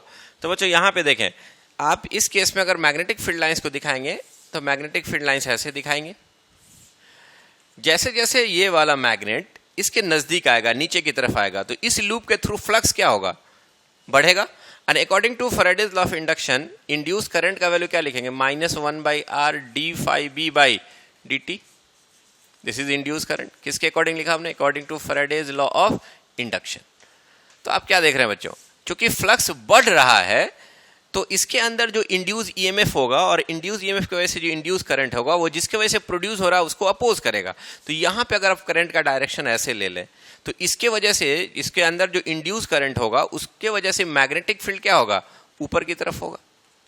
तो वो उसका क्या करे, यहाँ मैग्नेटिक फील्ड बार मैग्नेट की वजह से देख रहे हैं नीचे की तरफ, और इंड्यूस करंट की वजह से मैग्नेटिक फील्ड ऊपर की तरफ अपोज करेगा। तो करंट का डायरेक्शन क्या देख रहे हैं, ऐसे ऐसे क्या देखेंगे, दैट इज एंटी क्लॉकवाइज। तो इस केस में आपको करंट कैसे प्रोड्यूस हो रहा है, एंटी क्लॉकवाइज। चलिए ऑप्शन नंबर 2 पे चलते हैं बच्चों, आपसे पूछा गया कि क्लॉकवाइज बताना है। सेकंड ऑप्शन में अगर आप देखें तो यहाँ पे ये स्टेशनरी है, तो यहाँ अगर मैग्नेटिक फील्ड लाइंस दिखाएंगे like this is the magnetic field lines, है ना, this is the magnetic field lines, और ये मैग्नेटिक फील्ड लाइंस इसके थ्रू भी पास कर रहा है। अब बच्चों अब देखिए इस लूप में मैग्नेटिक फ्लक्स क्या है, ऊपर की तरफ, और जैसे हम इस लूप को ऊपर ले जाएंगे तो नंबर ऑफ लाइंस क्या होगा, बढ़ेगा। इसका मतलब फ्लक्स इंक्रीज करेगा, किधर की तरफ, ऊपर की तरफ फ्लक्स क्या होगा इस लूप में, जैसे ही v वेलोसिटी से लूप को ऊपर ले जाएंगे तो इसके तरफ फ्लक्स बढ़ेगा, तो इंड्यूस करंट क्या करेगा, उसकी वजह से फ्लक्स कहां होना चाहिए, नीचे होना चाहिए। तो इंड्यूस करंट की वजह से जो मैग्नेटिक फील्ड होगा वो एक्सटर्नल मैग्नेटिक फील्ड को अपोज करेगा। तो एक्सटर्नल मैग्नेटिक फील्ड ऊपर की तरफ है, तो इंड्यूस करंट की वजह से मैग्नेटिक फील्ड नीचे होगा, और कब होगा, तो करंट का डायरेक्शन देख लीजिए, जब इस लूप में करंट का डायरेक्शन क्लॉकवाइज लेंगे ऐसे, तो रोटेट कीजिए, फिंगर को कर्ल कीजिए, थंब किधर बता रहा है, नीचे। तो इंड्यूस करंट का डायरेक्शन अगर हम क्लॉकवाइज लेते हैं तो मैग्नेटिक फील्ड कहाँ होगा, नीचे, क्योंकि जब आप लूप को ऊपर ले जा रहे हैं तो ऊपर वाला फ्लक्स बढ़ रहा है, तो इंड्यूस करंट क्या करेगा, उसको घटाएगा, अपोज करेगा। तो इस केस में आपको करंट का डायरेक्शन क्या मिलेगा, देख लीजिए, दैट इज क्लॉकवाइज। तो यहां से तो आपका ऑप्शन आ गया, करंट किस में क्लॉकवाइज होगा, तो सेकंड ऑप्शन में क्लॉकवाइज आ गया। अब बच्चों अगर हम इसमें बात करें, ऑप्शन नंबर थर्ड में भी देख लीजिए, ये एक लूप है और इनवर्ड मैग्नेटिक फील्ड है, और यहाँ dB/dt इज ग्रेटर देन 0, मतलब पॉजिटिव दिया हुआ है। तो पूछा कि बताइए कि फ्लक्स का करंट का डायरेक्शन क्या होगा। तो बच्चों ये बताइए, dB/dt इज ग्रेटर देन 0 मतलब इनवर्ड फ्लक्स बढ़ रहा है। इनवर्ड फ्लक्स अगर बढ़ेगा तो इसके अंदर करंट का डायरेक्शन क्या होगा, इधर की तरफ एंटी क्लॉकवाइज, सो डैट कि इसके वजह से जो मैग्नेटिक फील्ड होगा इंड्यूस करंट की वजह से वो क्या करेगा, उसका अपोज करेगा। तो अगर इनवर्ड मैग्नेटिक फ्लक्स बढ़ रहा है तो इंड्यूस करंट की वजह से जो मैग्नेटिक फील्ड होगा इनटू एरिया, मैग्नेटिक फ्लक्स होगा इंड्यूस करंट की वजह से, तो अंदर का जो बढ़ता हुआ एक्सटर्नल फ्लक्स है, इंड्यूस करंट का जो फ्लक्स होगा वो उसको क्या कर देगा, घटाएगा, अपोज करेगा। तो इस केस के लिए डायरेक्शन क्या हो जाएगा इसमें, एंटी क्लॉकवाइज, थर्ड वाले में। तो ये ऑप्शन भी आपका नहीं होगा, फर्स्ट भी नहीं होगा। फोर्थ ऑप्शन पे आइए, यहाँ पे outward magnetic field is negative दिया हुआ है, dB/dt इज ग्रेटर देन 0 मतलब घट रहा है। It means outward magnetic field अगर घट रहा है, देखिएगा आउटवर्ड मैग्नेटिक फील्ड अगर घट रहा है ना, dB/dt is less than is less than 0, हाँ घट रहा है। तो इंड्यूस करंट क्या करेगा बच्चों इस केस में, इंड्यूस करंट जो है वो चाहेगा कि आप मैग्नेटिक फ्लक्स को मेंटेन करना, तो आउटवर्ड फ्लक्स अगर बढ़ रहा है तो ये आउटवर्ड फ्लक्स को बढ़ाएगा। तो अगर हम करंट का डायरेक्शन एंटी क्लॉकवाइज ले लेते हैं तो इसकी वजह से जो इंड्यूस मैग्नेटिक फील्ड होगा उसका डायरेक्शन भी तो आउटवर्ड हो जाएगा। देखिए ऐसे घुमाए, इंड्यूस करंट अगर इसको एंटी क्लॉकवाइज ले लें तो उसकी वजह से जो फ्लक्स होगा मैग्नेटिक फील्ड वो बाहर की तरफ होगा, क्योंकि बाहरी मैग्नेटिक फील्ड घट रहा है तो ये इंड्यूस करंट का मैग्नेटिक फील्ड उसको क्या करेगा, सपोज करेगा, यहाँ पे क्या करेगा, उसको अपोज करेगा। अपोज करने का मतलब अगर घट रहा है तो उसको बढ़ाएगा, बढ़ाने के लिए भी डायरेक्शन क्या होगा करंट का, एंटी क्लॉकवाइज। तो आप देखेंगे कौन सा ऑप्शन करेक्ट है। तो इस क्वेश्चन में आपसे पूछा कि क्लॉकवाइज डायरेक्शन में क्या होगा, तो सिर्फ आप देख रहे हैं ऑप्शन नंबर 2 में ही आपको करंट का डायरेक्शन क्या मिलता है बच्चों, clockwise. Thus your answer is option number 2। Now see dear student, question number 11, square coil, यहाँ पे एक स्क्वायर क्वाइल है, नाम दिखा हुआ है ABCD लाइन XY प्लेन, है ना, which is centre at the origin, a long straight wire passing through the origin carries a current I बराबर 2T in negative Z direction, the induce current in the coil is. देखिए बच्चों ये coil है और ये जो wire है या क्रॉस दिखाया गया है, ये एक वायर है जो करंट अंदर की तरफ ले जा रहा है, और वो करंट कितना ले जा रहा है, I बराबर 2 × T, टाइम का फंक्शन है, टाइम के साथ वेरी कर रहा है। तो पूछा है कि इसके थ्रू इस ABCD में जो करंट इंड्यूस होगा उसका वैल्यू बताइए। तो बच्चों वेरी सिंपल, ये बताइए कि इस लूप का अगर हम एरिया वेक्टर देखें तो इस लूप का एरिया वेक्टर आपको ऊपर की तरफ मिला, है ना, एरिया वेक्टर ऊपर की तरफ मिला, और इस करंट कैरिंग वायर की वजह से जो मैग्नेटिक फील्ड प्रोड्यूस होगा, तो एक वायर को पकड़ लीजिए, करंट के डायरेक्शन में थंब दिखाइए, एक स्ट्रेट वायर को पकड़ लीजिए, अगर यहाँ पॉइंट है तो मैग्नेटिक फील्ड यहाँ होगा, यहाँ पे आइए तो मैग्नेटिक फील्ड इधर होगा, यहाँ पे आइए ऐसे पकड़िए, यहाँ पे आइए तो इधर पे मैग्नेटिक फील्ड इधर होगा, यहाँ आ जाइए मैग्नेटिक फील्ड इधर होगा, यहाँ आ जाइए यहाँ मैग्नेटिक फील्ड इधर होगा। तो अगर कोई स्ट्रेट वायर है, अपने ऐसे पकड़ा है, स्ट्रेट वायर है ये, है ना, तो उसकी वजह से मैग्नेटिक फील्ड यहाँ पे इधर होगा, आप देख सकते हैं निगेटिव एक्स एक्सिस में, पॉजिटिव एक्स एक्सिस में यहाँ आइएगा, नेगेटिव वाई एक्सिस में यहाँ आइएगा, that is negative x axis में यहाँ आइएगा, पॉजिटिव वाई एक्सिस में। तो आप क्या देख रहे हैं कि मैग्नेटिक इस करंट कैरिंग वायर के वजह से जो मैग्नेटिक फील्ड है वो एक्स वाई प्लेन में है ना। मैग्नेटिक फील्ड कहाँ आपका एक्स वाई प्लेन में है ना। और इसका जो एरिया वेक्टर है इस लूप का वो आपका जेड एक्सिस में है। तो आप क्या देखेंगे, एरिया वेक्टर, इस लूप के थ्रू मुझे फ्लक्स निकालना है, तो फ्लक्स बराबर क्या हो जाएगा, बी ए कॉस थीटा। तो आप क्या देख रहे हैं, मैग्नेटिक फील्ड बी, मान लीजिए इस करंट कैरिंग वायर की वजह से मैग्नेटिक फील्ड प्रोड्यूस हुआ जिसका नाम हमने बी रखा, करंट कैरिंग ऐसे है, डायरेक्शन हम दिखा रहे हैं आपको। एरिया ऑफ द लूप ये वाला ए है, और कॉस थीटा की बात करें, what is the angle between magnetic field and area vector. तो एरिया वेक्टर, इस लूप का एरिया वेक्टर ऊपर है और यहां आएंगे तो मैग्नेटिक फील्ड इधर, दोनों के बीच का डायरेक्शन कितना हो जाएगा, 90 डिग्री कॉस 90। यहां पे भी अगर आप देखेंगे एरिया वेक्टर ऊपर है और मैग्नेटिक फील्ड इधर है नीचे की तरफ, तो 90 डिग्री। यहां पे आ जाइए, एरिया वेक्टर ऐसे है और इधर है मैग्नेटिक फील्ड 90 डिग्री, तो यहां पे क्या मिलेगा, कॉस 90 डिग्री। इसका मतलब ये तो कोई फ्लक्स ही नहीं, इसके अंदर तो कोई फ्लक्स ही नहीं आ जाए, फ्लक्स ही नहीं प्रोड्यूस होगा। तो आप क्या देखेंगे बच्चों कि ये अगर करंट अंदर की तरफ जा रहा है, इसकी वजह से जो मैग्नेटिक फील्ड हुआ वो इस लूप के थ्रू पास नहीं करेगा क्योंकि उसी के प्लेन में रखा हुआ लूप। तो आप देखेंगे कि इन दोनों के बीच का एंगल कितना होगा, 90 degree, then there will be zero flux. Then according to Faraday's law of induction, according to Faraday's law of induction, EMF induce जो होगा that is equal to minus D phi B by D t, और induce current जो होगा you can write it like this, minus 1 by R D phi B by D t. क्योंकि यहाँ पे आप क्या देख रहे हैं बच्चों कि फ्लक्स क्या है, जीरो है, तो यहाँ पे d phi B by D t भी क्या हो जाएगा, जीरो हो जाएगा। और ये टर्म अगर आपका जीरो हुआ तो करंट कितना इंड्यूस होगा, जीरो, क्योंकि बच्चों इस लूप के थ्रू कोई फ्लक्स चेंज नहीं किया, इसलिए इंड्यूस करंट का भी वैल्यू क्या हो जाएगा, zero. Then which option is correct, then you can see option number 4 is the correct answer for this question.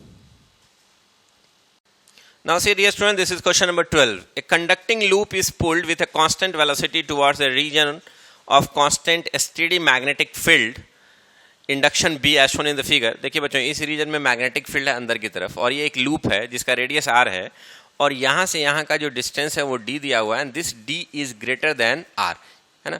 और उसके बाद कहा जा रहा है कि then the current involved in the loop, जब इस लूप को यहाँ से लेते हुए यहाँ से आते हुए जब इसको बाहर निकालेंगे तो पूछा है कि करंट का डायरेक्शन क्या होगा, इंड्यूस करंट का डायरेक्शन क्या होगा वो बताना है।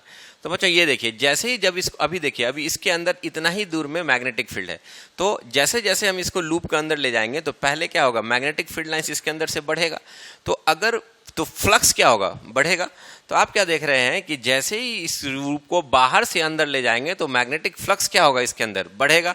और अगर मैग्नेटिक फ्लक्स बढ़ रहा है तो इनवर्ड मैग्नेटिक फ्लक्स बढ़ रहा है, जैसे जैसे खींचेंगे इसको अंदर की तरफ, तो बाहर में फ्लक्स जीरो है, जैसे जैसे खींचेंगे अंदर का फ्लक्स क्या होगा, बढ़ेगा। और ये फ्लक्स अगर बढ़ रहा है तो इंड्यूस करंट उसको घटाएगा, तो इंड्यूस करंट का डायरेक्शन क्या होगा, इधर की तरफ होगा, सो डैट कि इंड्यूस करंट की वजह से मैग्नेटिक फ्लक्स क्या होगा, बाहर की तरफ होगा। तो आप क्या देखेंगे बच्चों कि यहाँ पे आपको करंट का डायरेक्शन क्या मिलेगा, एंटी क्लॉकवाइज। तो पहले जब आप लूप को अंदर ले जा रहे होंगे तो वो एंटी क्लॉकवाइज होगा, जैसे ही इसके अंदर बच्चों चला गया तो अब ये लूप इसके अंदर चला गया, मान लीजिए अभी यहाँ पे अंदर आया तो अब इसके अंदर फ्लक्स इतना है, थोड़ा सा खींच के और आगे ले गए तो देखिए क्या, उतना ही फ्लक्स है, उतने ही एरिया में उतना ही मैग्नेटिक फील्ड लाइंस है। तो जब इसके अंदर पूरा आ जाएगा और फिर थोड़ा सा और आप आगे ले जाएंगे तो फ्लक्स के वैल्यू में कोई चेंज नहीं आएगा। अंदर में फ्लक्स आपका यहाँ पे फ्लक्स क्या हो रहा था, इंक्रीज कर रहा था, जब इसके अंदर में आप ले जाएंगे, जब पूरा का पूरा अंदर आ गया तो फ्लक्स थोड़ी देर के लिए कांस्टेंट हो जाएगा। और अगर फ्लक्स कांस्टेंट है तो करंट इंड्यूस नहीं होगा, आई बराबर क्या हो जाएगा, जीरो, क्योंकि according to Faraday's law of induction, बार बार लिखते हैं, according to Faraday's law of induction induce current is equal to minus 1 by R D phi B by D T. तो चूंकि अंदर में बच्चों क्या देखेंगे, फ्लक्स का चेंज नहीं हो रहा है, इसलिए कोई करंट इंड्यूस नहीं होगा। लेकिन बच्चों जैसे ही आप इसको बाहर ले जाएंगे, तो जैसे जैसे आप इसको बाहर ले जाएंगे इसके अंदर से लाइंस घटेगा, जब पूरा का पूरा बाहर आ जाएगा तो देखेंगे फ्लक्स जीरो हो गया। तो आप क्या देख रहे हैं, ओवरऑल फ्लक्स क्या होगा, घटेगा। और अगर फ्लक्स घट रहा है इस लूप में, अगर बाहर निकाल रहे हैं और फ्लक्स घट रहा है इनवर्ड, तो इंड्यूस करंट क्या करेगा, उसको सपोर्ट करेगा। तो उस केस में डायरेक्शन क्या ले लें इंड्यूस करंट का, इधर की तरफ ले लें, that is clockwise, so that कि इंड्यूस करंट की वजह से जो मैग्नेटिक फील्ड प्रोड्यूस होगा वो इसके एक्सटर्नल मैग्नेटिक फील्ड के ही डायरेक्शन में होगा। तो सपोर्ट करना है, उस फ्लक्स घट रहा है तो फ्लक्स को मेंटेन करना है। तो बच्चों क्या देख रहे हैं, जब हम इस लूप को अंदर ले जा रहे हैं तो करंट का डायरेक्शन एंटी क्लॉकवाइज है, पूरा का पूरा लूप जब तक इसके अंदर रहेगा देन करंट क्या हो जाएगा, जीरो हो जाएगा। और जैसे हम इस लूप को बाहर निकालेंगे तो करंट का डायरेक्शन रिवर्स करके क्या हो जाएगा, क्लॉकवाइज हो जाएगा। तो आपसे पूछा गया है यहाँ पे देखेंगे, then the current involve in the loop is, तो आप देख रहे हैं बच्चों इसमें क्लॉकवाइज भी है, एंटी क्लॉकवाइज भी है और जीरो भी है। तो पहला ऑप्शन क्लॉकवाइज ये भी सही है। एंटी क्लॉकवाइज कब? जब ये बाहर निकलेगा तब। एंटी क्लॉकवाइज ये भी सही है, जब ये अंदर जा रहा होगा तब। जीरो जब उसी के अंदर मूव कर रहा होगा पूरा का पूरा रिंग, तो उस केस में फ्लक्स कांस्टेंट करंट जीरो मिलेगा। इसलिए आंसर क्या हो जाएगा आपको? Fourth option, all of this. ये सारा ऑप्शंस करेक्ट हो गया। क्लॉकवाइज भी होगा जब बाहर निकल रहा होगा, जब अंदर ले जा रहे हैं एंटी क्लॉकवाइज भी होगा, और जब पूरा का पूरा उसी के अंदर मूव कर रहा होगा then the current will be zero. Then option number 4 is the correct answer for question number 12। आप इसको नोट कर सकते हैं। Now serious students, this is question number 13. An aeroplane in which the distance between the tip of the wing is 50 meter is flying horizontally with a speed of 360 km per hour over a place where the vertical component of Earth's magnetic field is 2 into 10 to the power minus 4 Weber per meter square. The potential difference between the tip of the wing is, बच्चों you can see this is like that. ये v velocity से जा रहा है, ये इसका length है, and the length of the tip is given, length between the end दिया हुआ that is 50 metre, and vertical component of earth magnetic field is given here that is equal to how much? 2 into 10 to the power minus 4 weber per metre square, है ना। और इसका speed भी दिया हुआ है कितना? You can C 360 kilometre per hour, है ना। और आपसे पूछा गया है कि बताइए इन दोनों टर्मिनल P और Q के क्रॉस EMF कितना डेवलप होगा। तो बच्चों आपको पता है कि मोशनल EMF का वैल्यू कितना होता है? तीनों परपेंडिकुलर है, देखिएगा, length, velocity and magnetic field. तो मोशनल EMF का जो फॉर्मूला होता है बच्चों वो आपको मैंने ऑलरेडी बताया है, that is equal to BLV। यहाँ पे अर्थ का कौन सा component? Vertical component of earth magnetic field, तो you will write here BVL into V। Magnetic field कितना दिया हुआ है? You can say this is equal to how much? That is 2 into 10 to the power minus 4 weber per metre square. Length कितना दिया हुआ है?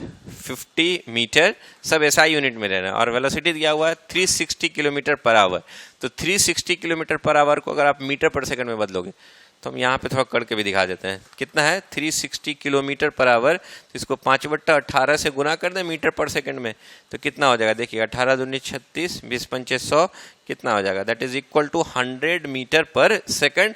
तो ये इसका स्पीड हो गया। तो यहाँ पे हम 100 लिख दें सब SI यूनिट में, तो ये वोल्ट में आ जाएगा। तो बच्चों आप क्या देखोगे यहाँ पे, है ना, तो देखिएगा ये 50 into 2 कितना हो जाएगा? 100 और 10 to the power 2, और ये मल्टीप्लाई करेंगे तो 10 to the power 4, और यहाँ 10 to the power minus 4, तो कितना आ जाएगा? कैंसिल होकर के कितना आ जाएगा? 1 वोल्ट। तो what is the potential difference across the end of the wing, terminal of the wing? We can say 1 volt. पहला ऑप्शन 0.1 वोल्ट नहीं होगा, सेकंड ऑप्शन 1 वोल्ट है, करेक्ट है। Third is 0.2 volt wrong, and fourth is 0.01 volt is wrong. तो which option is correct? Option number 2 is the correct answer for this question. Now serious student, this is question number 14. A horizontal line of length 1 meter is placed perpendicular to the magnetic meridian, falls at a constant speed 30 meter per second at a place when the horizontal component of Earth's magnetic field is 0.02 milli Weber per meter square. Calculate the potential difference between the end of the wire. Very good question. Let it be the magnetic meridian. तो magnetic meridian क्या होगा बच्चों? तो अर्थ के जो magnetic field, अर्थ का जो north and south pole देख लें, जो मैग्नेटिक एक्सिस है उसके जो परपेंडिकुलर जो प्लेन लेंगे that is the magnetic meridian. तो मान लीजिए ये नॉर्थ साइड है एंड दिस इज साउथ, तो ये वर्टिकल प्लेन मान लें, है ना। वर्टिकल प्लेन अगर देखेंगे तो ये ऐसे, है ना, तो ये वर्टिकल प्लेन मैग्नेटिक मेरिडियन, इसको हमने मैग्नेटिक मेरिडियन रख दिया, है ना। और अर्थ का मैग्नेटिक फील्ड उसी के डायरेक्शन में होगा, तो अर्थ का मैग्नेटिक फील्ड कितना होगा? तो ये नॉर्थ मान लीजिए, ये साउथ है, तो यहाँ पे जो मैग्नेटिक फील्ड है वो दिया हुआ horizontal component of earth magnetic field is how much? That is 0.02 milli 10 to the power minus 3, है ना, वेबर पर मीटर स्क्वायर। मिली को हमने बदल दिया इसमें, है ना। और यहाँ से इसको गिराया जाता है, इसके परपेंडिकुलर है ये wire. A horizontal wire of length कितना है? 1 meter perpendicular to the magnetic meridian and this length is 1 meter, और इसको यहाँ से फॉल करा रहा है, किस वेलोसिटी से? दैट इज गिवन है, that is 30 metre per second. तो पूछा गया कि ये जो P और Q टर्मिनल है वायर का, उसके अक्रॉस EMF कितना डेवलप होगा? तो वी नो डैट यहाँ पे देखेंगे बच्चों, we know that motional EMF is equal to BLV, और यहाँ पे देखेंगे लेंथ, वेलोसिटी और मैग्नेटिक फील्ड तीनों क्या है, म्यूचुअली परपेंडिकुलर है। तो ये कौन सा कंपोनेंट है, horizontal component of earth magnetic field. We put the value, what is the value of BH, 0.02 into 10⁻³ SI unit, length is 1 metre SI unit and velocity 330 metre per second, ये भी SI unit में। तो सबको जब हम SI unit में लेंगे तो हमारा आंसर कितना आएगा, वोल्ट में आएगा। इसको बच्चे सॉल्व कर ले तो मुझे क्या मिलने वाला है वो देख लीजिए। पॉइंट को हटाइए, यहाँ 100 हो जाएगा, ये 0 0 कट जाएगा, तो आपको क्या मिलेगा, that E is equal to 3 दूनी 6 और ये चला जाएगा ऊपर 10⁻⁻⁴ वोल्ट।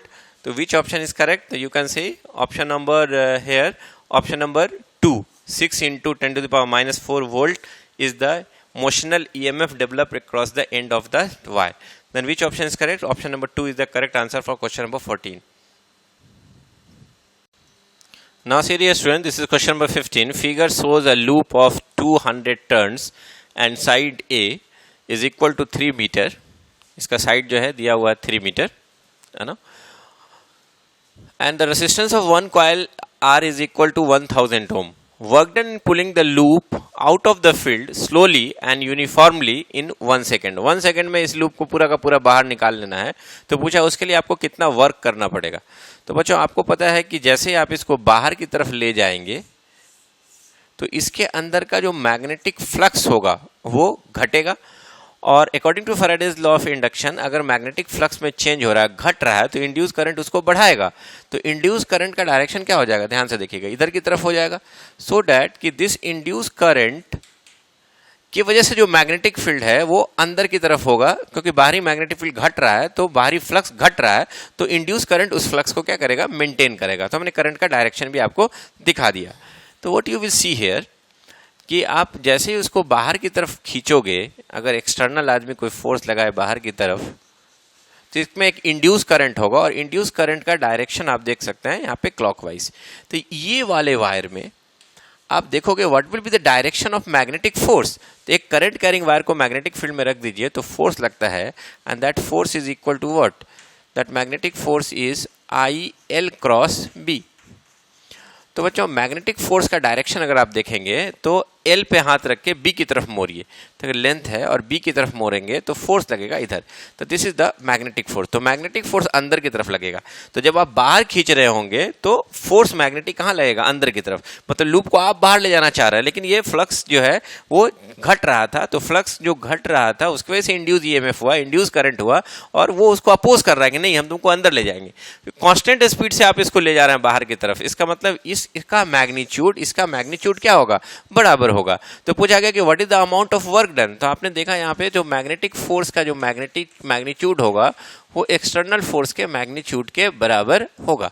अगर आपको बच्चों वर्क डन निकालना है तो वर्क डन बराबर क्या होगा, F एक्सटर्नल इंटू पूरा का पूरा लूप बाहर निकालेंगे तो डिस्प्लेसमेंट कितना हो जाएगा, D के बराबर, and D is equal to how much, ये 3 मीटर के करीब हो जाएगा। तो आपको F एक्सटर्नल निकालना है बच्चों, F external is equal to the F magnetic field, वो भी निकालना है। तो बच्चों चलिए हम उसको निकाल लेते हैं, फिर इस फॉर्मूला में पुट कर देंगे, हमारा आंसर आ जाएगा। तो what you will see, according to Faraday's law of induction, इसके अंदर जो इंड्यूस EMF प्रोड्यूस होगा वो -NdΦB/dt के बराबर होगा। तो बच्चों चलिए यहाँ पे क्या लिखेंगे हम लोग, -Nd/dt, और फ्लक्स के बारे में क्या लिखेंगे, तो मैग्नेटिक फील्ड B, एरिया, अगर इस लूप के एरिया की अगर हम बात करेंगे और मान लीजिए x डिस्टेंस आगे ले गए तो कितना लिखेंगे, मान लीजिए x डिस्टेंस आप आगे ले गए तो फ्लक्स में जो चेंज होगा वो इसकी बात कर रहे हैं हम लोग। तो ये हो जाएगा x, है ना, और दोनों के बीच का एंगल अगर देखेंगे तो एरिया वेक्टर बाहर की तरफ, मैग्नेटिक फील्ड अंदर, दैट इज cos 180 डिग्री, है ना। तो आपको क्या मिलेगा यहाँ पे देखिएगा, cos 180 डिग्री, ये -1 माइनस को कैंसिल कर देगा, then it will be here minus plus, ये NB, है ना, और यहाँ आपको क्या मिलेगा, और अच्छा लेंथ, एरिया में आपको लेंथ, मान लीजिए इसका लेंथ यहाँ से यहाँ L है और x डिस्टेंस अगर आप आगे ले गए, है ना, तो आप क्या देख रहे हैं, दैट इज L बाहर आ जाएगा, एंड dx/dt, और dx/dt जो होगा दैट इज द स्पीड भी कह सकते हैं। मान लीजिए यहाँ से यहाँ थोड़ा सा आगे गए dx/dt, तो यही तो इसका स्पीड होगा।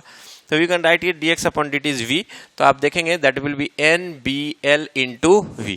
This is the value of EMF आप कह सकते हैं कि ये ईएमएफ डेवलप किया कॉइल के अंदर, तो what is the value of current in the circuit, then current बराबर हो जाएगा E by R।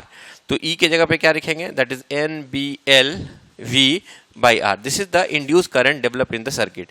What is the value of magnetic force? तो magnetic force जो होगा that is equal to ILB। तो बच्चों यहाँ पे आप I के जगह पे रखेंगे ये वाला, तो ये हो जाएगा NBL into V by R और मल्टीप्लाइड बाई L इंटू बी, तो L स्क्वायर हो जाएगा और B भी स्क्वायर हो जाएगा। तो this is the magnetic force, और इस मैग्नेटिक फोर्स का मैग्नीट्यूड किसके बराबर होगा, इफ एक्सटर्नल फोर्स के मैग्नीट्यूड के बराबर होगा।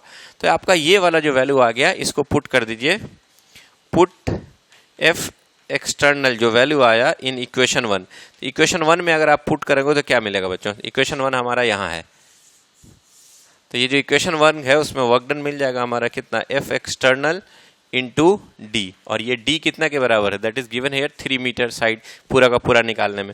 तो यहाँ पे बच्चों सब दिया हुआ है, एन दिया हुआ है, बी दिया हुआ है, एल दिया हुआ है, वी दिया हुआ, आर दिया है। यहाँ पे बच्चों ये जो आपका आएगा that is equal to how much, ये आपका आ जाएगा सॉल्व करके 13,000 जूल। तो आप देख सकते हैं इसमें कोई भी ऑप्शंस नहीं दिए हुए हैं, तो ये option number 4 is the correct answer for this question, you can note it down. Now serious student, question number 16, two wires AB, this is AB wire and this is CD wire made to slide on the rails with a speed of 5 meter per second। इसको भी 5 meter per second, इसको भी 5 meter per second से हम लोग ले जा रहे हैं। The current through the 9.5 ohm resistor, इसमें 9.5 ओम रेसिस्टर में कितना करंट जाएगा वो निकालना है। वायर AB और CD का रेसिस्टेंस दिया हुआ है 1 ओम। Your options are 0.015 ampere, second option is 0.15 ampere, third is 0.2 ampere and fourth is how much, that is 1.5 ampere। तो बच्चों चलिए यहाँ पे निकालते हैं, हम इसका एक इलेक्ट्रिकल सर्किट इक्विवेलेंट बनाएंगे। तो देखिए ये जब यहाँ से यहाँ जाएगा, ये जब इधर की तरफ मूव करेगा, तो AB जब इसके तरफ मूव करेगा तो देखिएगा फ्लक्स घटेगा, और घटेगा फ्लक्स, तो इस लूप में फ्लक्स अगर घट रहा है तो इंड्यूस ईएमएफ उसको बढ़ाएगा। तो बढ़ाने के लिए इस लूप में जो करंट का डायरेक्शन हमने I1 मान लिया, और ये ऐसे जाएगा इस लूप में। बच्चों ध्यान रखिएगा, this is I1 I1 I1, ये ऐसा बिहेव करेगा, है ना इसमें। और इसी तरह से बच्चों CD को जब इधर ले जाइएगा तो CD में भी फ्लक्स क्या होगा आपका, घटेगा। तो अगर ये फ्लक्स घटेगा तो ये भी बढ़ाएगा, तो इसमें जो करंट का डायरेक्शन I2। और चूंकि बच्चों ये रॉड है तो इसके क्रॉस जो मोशनल ईएमएफ डेवलप होगा उसको E1 मान लेंगे, and that is equal to BLV। इसके अंदर जो आप करंट देख रहे हैं वो ऐसे जा रहा था, ये वाला रॉड के अंदर अगर आप बात करेंगे तो ये मोशनल ईएमएफ प्रोड्यूस करेगा, ये भी E2 इधर की तरफ होगा, हायर और ये लोअर पोलरिटी। तो हम लोग इसको बना सकते हैं, इसका सर्किट इलेक्ट्रिकल सर्किट इक्विवेलेंट कुछ इस तरह से। बच्चों ध्यान से देखेंगे, ये आपका AB है और ये आपका CD है। हम इलेक्ट्रिकल सर्किट इक्विवेलेंट इस रॉड में हम दिखाए, यहाँ इसका EMF हो गया that is E1, that is equal to BLV, और इसका रेसिस्टेंस दिया हुआ है 1 ओम। इसमें भी देखेंगे आप, ये ऊपर की तरफ इसका भी इंटरनल रेसिस्टेंस दिया हुआ कितना, यहां दिखाते हैं 1 ओम CD का, और ये जो EMF होगा वो भी आपका हो जाएगा BLV E2। और यहाँ पे एक 9.5 ओम का रेसिस्टर लगा हुआ है, और पूछा है कि इसमें करंट का वैल्यू क्या होगा। तो चलिए बच्चों यहाँ पे 2 लूप है और BLV का वैल्यू भी निकाल लेते हैं। तो E1 बराबर E2 होगा, चूंकि दोनों, और that is equal to BLV। तो मैग्नेटिक फील्ड दिया हुआ है आपको कितना, अगर वो बात करें दैट इज 1 टेस्ला। लेंथ दिया हुआ है आपको that is equal to how much, 3 centimetre, 3/100, और किस वेलोसिटी से, 5 से। तो आपको क्या मिलेगा, देखिएगा 3/20 वोल्ट EMF है ना, इसका भी और इसका भी। तो आप क्या कह सकते हैं बच्चों, ये दोनों सेल का पोलरिटी प्लस प्लस एक साइड है, माइनस माइनस एक साइड है, तो इक्विवेलेंट सेल बना ले। तो दोनों सेल पैरेलल में अगर है तो उसका इक्विवेलेंट जो EMF होगा वो तो उतना ही होगा। तो आप कह सकते हैं E1 बराबर E2 बराबर E ही होगा, and that is equal to how much, that is 3/20 volt. Equivalent internal resistance क्या हो जाएगा, तो इक्विवेलेंट ये 1 ओम, ये 1 ओम दोनों को मिलाएंगे, दोनों पैरेलल में सेल का कॉम्बिनेशन है, तो ये हो जाएगा 1/2 ओम। और इसके साथ आपका ये 9.5 ओम सीरीज में जुड़ा हुआ है। तो what is the value of current in the circuit? तो इस सर्किट में करंट का वैल्यू क्या होगा? तो that current is equal to E upon R equivalent. 1/2 कितना हो जाएगा? 0.5 ओम।